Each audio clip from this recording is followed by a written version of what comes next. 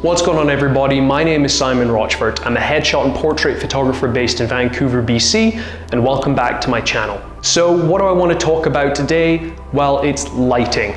Lighting is one of the most important factors when it comes to photography.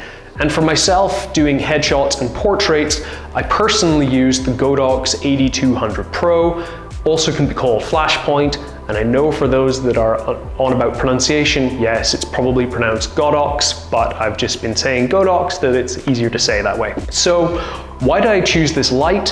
What do I like about it? What don't I like about it? And would I recommend it? Well, first of all, why did I choose this light? Well, if you've looked at lighting, you know that there are many brands such as Elinchrom, Profoto, Westcott, there are other names as well. And lighting can be very, very expensive.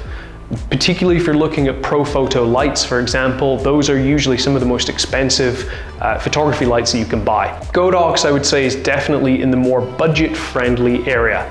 Now, I'm not going to say that they're cheap, not cheap by my idea, but definitely on the cheaper, more budget range of things. And for somebody starting out, or for somebody that only needs a certain amount of power, these are fantastic lights. So pricing. These lights in Canadian dollars are about 400 to 500 Canadian dollars. So regards your budget, it's, yes, okay, 400 to 500 bucks is still a lot of money, but at the end of the day, it's something that is much more easily affordable than, say, spending at least $2,000 to $3,000 on a different brand. What do you get for your 400 to 500 bucks? Well, you get a 200 watt strobe light. It comes with a strobe head and a Fresnel head. It does not come with a modeling lamp, at least on the strobe. It does come on the Fresnel head, but you're not really probably going to use that often. And it does come with high-speed sync, which is one of the major reasons why I bought this. So all in all, you do get quite a lot for your money. Second benefit of these lights is, for me, they're very compact. I go on location quite a lot to do headshots, particularly if it's corporate headshots, and I don't want to carry a ton of stuff. Usually I'm taking maybe 2 to 3 different lights depending on the shoot and what's needed. And if you're only having to carry something this big, and the carry case is only this big, it means that you're not dragging a ton of stuff around with you. Compare that to much larger lights, for example, maybe the Godox AD400 or AD600 Pro. Yes, you're gonna get a lot more output, 400 to 600 watts, but you are also gonna be carrying a lot more stuff with you. So if you're going out on location or just shooting outside, these are definitely a very good option because you can either put them in your pocket if you want to, you can easily put one in your bag, or you can have a whole bunch in a carry case with you and it's not gonna take up that much space. These lights are very convenient. What do I mean by that? Well, one of the main reasons why I bought it is I did not want wires all across my studio.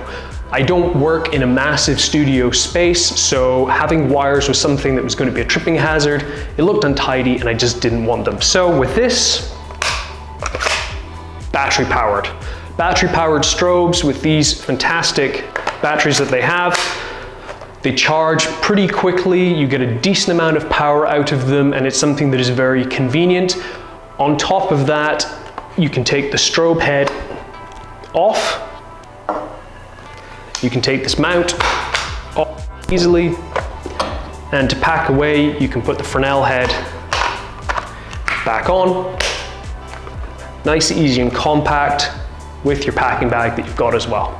The other reason why I bought the Godox AD200 is for my work personally, there is enough power. So the AD200 is a 200 watt light.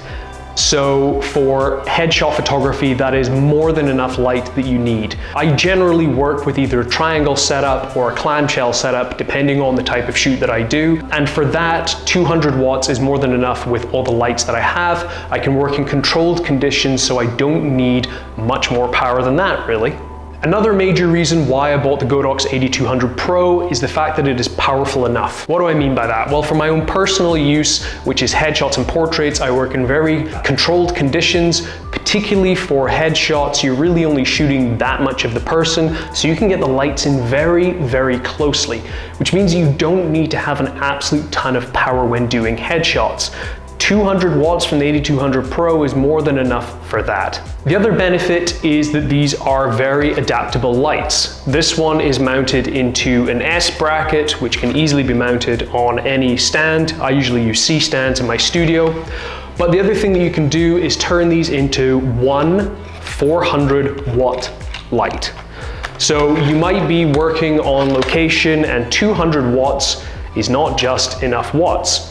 So what do you do? Well, you can take, yet again, the light out of here, take that off, and then you need to buy one of these, which is the AD200 from Godox. I got this from Strobe Pro, based in Canada.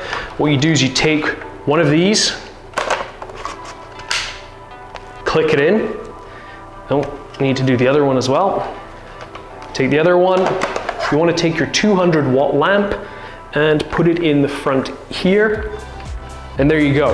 You have a 400 watt light. So the benefit of this is that you have a lot of adaptability.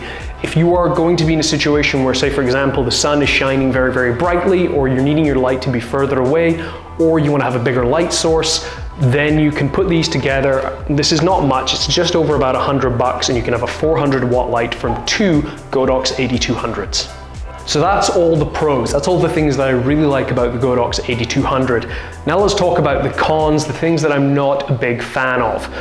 The first con is there is no modeling lamp. Yes, there's only a small modeling lamp on the Fresnel head, but the way that the light comes out of this is overly directional, so I always use the strobe head itself or the bulb, and that itself you're not going to get any modeling lamp. When does that become an issue? Well, for me as a headshot and portrait photographer, I'm always looking at the eyes and the pupils, and so if I'm working in a dark room like this, then those pupils are going to be dilated. I need to either open up a window to get a little bit of light, or I need to use another one of my lights which is continuous to dilate those pupils. For others that are setting up their lights, they'll want to have a modeling lamp so they can set their lights up more accurately. The modeling lamp will show where the light is going to fall off as if you're firing the strobe, and that will help save time and for you to be able to see where your light is going to go. The other negative is you have to buy an S bracket if you want to be able to mount it to any Bowens mount light.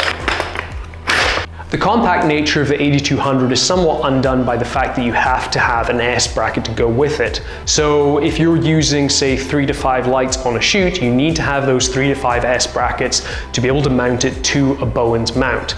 Now, for anything that's above, I think if you go for the AD400 Pro and above, then that Bowens mount is built into the strobe, which does add more bulk. So it is a con, but it is also kind of a pro. It's really one of those things that I still think is I have to buy something else. I class it as a negative, but you could swing it either way. The other negative is the other side of a positive that I mentioned, is that it's only 200 watts. So for me as a headshot and portrait photographer, that 200 watts is totally fine.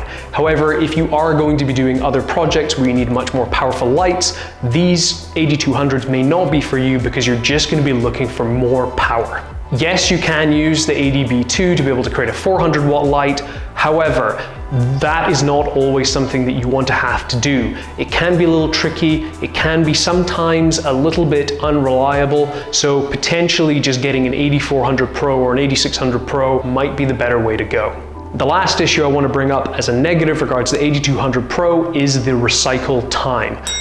It's not really an issue that I've come across with because I only use really my lights at 1/32 power. However, for those that are using them at full power, you are going to have to wait for that recycle time. Yet again, it's one of those things that you really need to figure out, how am I using these lights? Am I using them very close up and don't need to use them anywhere near full power? Or am I going to need to use them more towards full power? In that case, you may as well just buy a much more powerful light for your uses. Otherwise, you're going to be waiting while that recycle time takes its time to recycle. So there we have it. That's my somewhat holistic review of the Godox AD200 Pro with very little technical elements attached to it. So at the end of the day, would I recommend the AD200 Pro to any other photographers out there? Yes, 100%. I found them to be a fantastic product and I can 100% recommend them. The major benefits it brings in its price range is the fact that it has high-speed sync and it works with the Godox X Pro series. So in essence, if you're buying this, you're also future-proofing yourself if you decide to continue in the Godox X series range. The negatives, they're not that bad. So it's something more to keep in mind. It's more as an advisory, but to be honest, for the money that you're spending, I don't think you can do any better. So I really appreciate you for watching this video. If you've liked it, please leave a like, please subscribe, and also please leave a comment of anything you'd like to see in future videos. And I want you to stay safe and keep shooting.